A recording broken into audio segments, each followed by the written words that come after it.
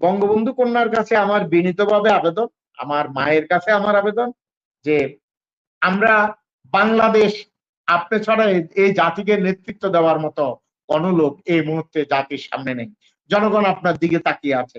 আপনি ওসব চাটুকারদেরকে ধরেন, আর এদেরকে সুযোগ দিচ্ছি আমরা কিছু সুবিধাবাদী হাইব্রিড কাউয়ালিকের লোকজন। আমাদেরকে দেখতে হবে দুর্নীতির কেন্দ্রবিন্দু হলো এদেশের জনপ্রতিনিধিরা, সেটা সংসদ সদস্য বলেন, সেটা উপজেলা চেয়ারম্যান বলেন, সেটা মেয়র বলেন এবং কাউন্সিলর বলেন। যে দিন আনি দিন খেত, সে আজকে কিভাবে 1 কোটি টাকা দামের গাড়ি চালায়।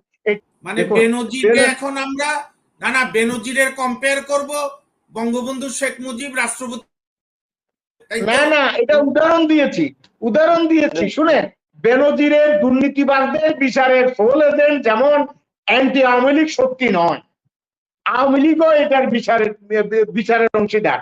শুধুমাত্র দুর্নীতির আপনার প্রতিবাদ করবে সরকারের বিপক্ষের শক্তি, এরকম সোল এজেন্ট বাংলাদেশে নাই। বাংলাদেশের প্রতিটা নাগরিক সচেতন, প্রতিটা নাগরিক এখন মিডিয়ার কল্যাণে এবং সোশ্যাল মিডিয়ার কল্যাণে সবকিছু সবসময় জানে, সবাই সোচ্চার, সবাই প্রতিবাদ করে। আমরা প্রতিবাদ করলে মুচকি হাসার কিছু নাই, আবার আপনারা প্রতিবাদ করলে হ্যাঁ প্রতিবাদ হচ্ছে এটা বলারও কিছু নাই। সত্য যেখানে সেখানে আমরা বলবো, যেটি মিথ্যা সেটিও আমরা বলবো। এখানে কোনো দল নেই, এখানে কোনো মানে গোষ্ঠী নেই, আমরা সবাই দেশের ক্ষেত্রে ঐক্যবদ্ধ।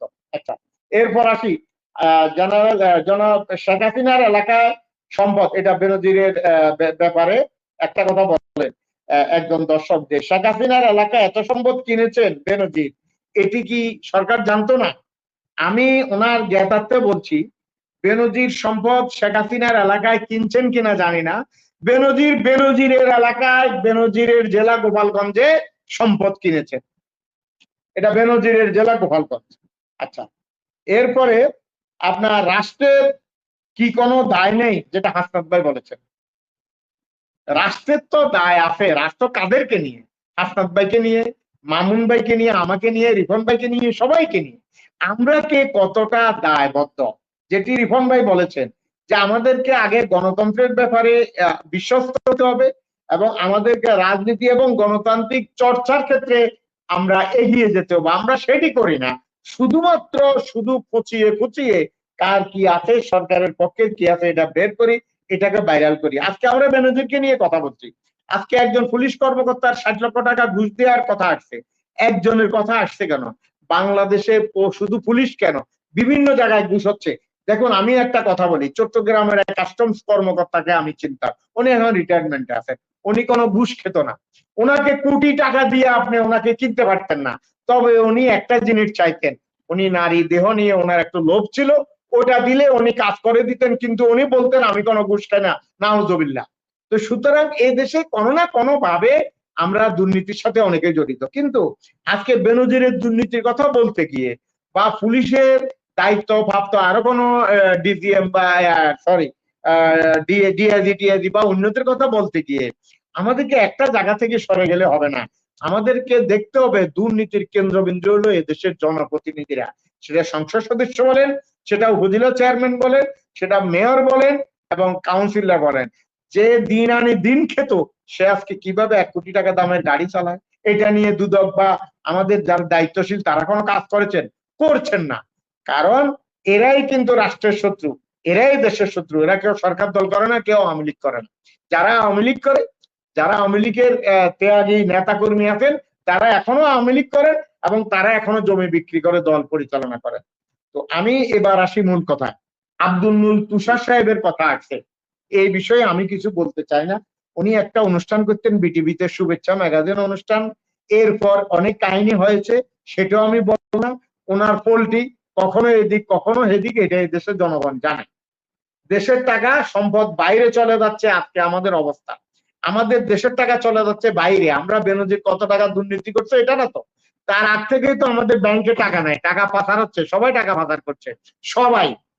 আমাদের দেশের টাকা চলে যাচ্ছে বাইরে এবং দেশে যারা বিনিয়োগ করে তারা এখন দেশে বিনিয়োগ না করে বাইরে বিনিয়োগ করছে। আর এদেরকে সুযোগ দিচ্ছি আমরা কিছু সুবিধাবাদী হাইব্রিড কাউয়ালিকের লোকজন। এই কাউয়ালিকের লোকজন এদেরকে এমন ভাবে সুবিধা করে দিচ্ছে, এরা দেশটাকে লুটে ফুটে খাচ্ছে, তার দায়িত্ব। আজকে আপনারা এইসব কারণে জননেত্রী শেখ হাসিনাকে নিয়ে কথা বলার সুযোগ পাচ্ছেন। আমি মনে করি এদের এখনই টুটি চেপে ধরা উচিত। এবং বঙ্গবন্ধু কন্যার কাছে আমার বিনীতভাবে আবেদন, আমার মায়ের কাছে আমার আবেদন যে আমরা বাংলাদেশ, আপনি ছাড়া এই জাতিকে নেতৃত্ব দেওয়ার মতো কোনো লোক এই মুহূর্তে জাতির সামনে নেই। জনগণ আপনার দিকে তাকিয়ে আছে। আপনি ওইসব চাটুকারদেরকে ধরেন এবং দলের নামে যেসব জনপ্রতিনিধিরা টাকার পাহাড় করছে এদের টাকা উদ্ধার করেন, তাহলে ইনশাল্লাহ আপনার মানুষের যে আস্থা সেটি আরো শক্তিশালী হবে। এরপরে একটা কথা আছে যে যেটি আমার ইয়ে ভাই বলেছেন, ক্যাডার হতে হবে ছাত্রলীগ যুবলীগ, যুবলীগের লোকজন। কোন জায়গায় ছাত্রলীগ যুবলীগের লোকজন ক্যাডার ভিত্তিক করে এবং তারা আপনার চাষের রাজত্ব করছে এরকম কোনো প্রমাণ নেই। যেখানে যারা করতেছে এদের ইতিহাস কারা, এরা মামুন ভাইয়ের সাবেক দলের লোক, এরা বিএনপির লোকজন, কোনো না কোনো দলের লোক, আওয়ামী লীগে কাউয়ালি হিসেবে যোগদান করে। সাবেক দল করছে আপনি না জেনে বলেন, বলেন আমি কোন দল করছি? আপনি জাতীয় পার্টি করতেন। মিথ্যাবাদীর একটা লিমিট থাকে। তারপর আমরা সরকারি কর্মকর্তার দিকে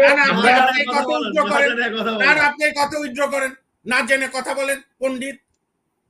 আপনি তো নিজে একসময় বলতেন যে আপনি জাতীয় পার্টির সাথে সংশ্লিষ্ট। কোনদিন আমি বলিনি। আপনি কি ঘুমের স্বপ্ন দেখেন নাকি? মায়ের সেবা করতে করতে এখন করেন না আর কি। এই সরকার এবার ক্ষমতা আসার পরে ছেড়ে দিয়েছে। কোনো গালি করি কি জানেন আপনি আমার সম্পর্কে? আপনি ভোট দেন না কোথায়? আপনি ভোট দেন কারে? কারো না কারো তো দেন। আপনি কোনো না কোনো আদর্শ তো লালন করেন। আপনি কোনো না কোনো আদর্শ তো লালন করেন। আপনি যদি কোনো আদর্শ লালন না করেন তাহলে আপনার সাথে কথা তো বললাম না। অবশ্যই একটা আদর্শ লালন করেন। আপনার উপর থেকে যদি বৃষ্টি হয় আপনাকে বলতে হবে এটা বৃষ্টির ফোঁটা, না হয় এটা কুয়াশা, দুটোর মধ্যে একটা বলতে হবে। আপনি যদি বলেন যে বৃষ্টির ফোঁটাও না কুয়াশাও না তাহলে তো আপনি সুবিধা পাবেন। আমি সেটাতে যাবো না, আমি সেটাতে যাব না মামুন ভাই। আপনারা সুযোগ পেলে শুধুমাত্র আপনারা সুতা খোঁজেন কিভাবে সরকারকে দোষারোপ করা যায় সেটা বলেন, কিন্তু সরকারকে কখনো কি কোনো সুপরামর্শ দিয়েছেন? সমালোচনা করা, আমরা সমালোচনার পর সমালোচনা করছি, সরকারকে কখনো আমরা বিকল্প কোনো পরামর্শ দিয়েছি? দেননি। না টকশোতে দেননি, না কোনো সেমিনার সিম্পোজিয়ামে দেননি। শুধুমাত্র আমরা সমালোচনা করে মুখের ফেলা যাচ্ছে। আমি সব না তো করবো না, কোনোদিনও করবো না, কারণ দেশে গণতন্ত্র আছে। আমার যেমন অধিকার আছে বলা, আপনারও অধিকার আছে আমার কথা জবাব দেওয়ার, এবং আমার সেই গণতান্ত্রিক সহনশীলতা আছে, আমি সেটি হজম করব। তবে একটি কথা কি, যারা দুর্নীতিবাদ এবং যারা তারা দেশের শত্রু, জাতির শত্রু, সেটি অতীতে যারা করেছে তারা বর্তমানে যারা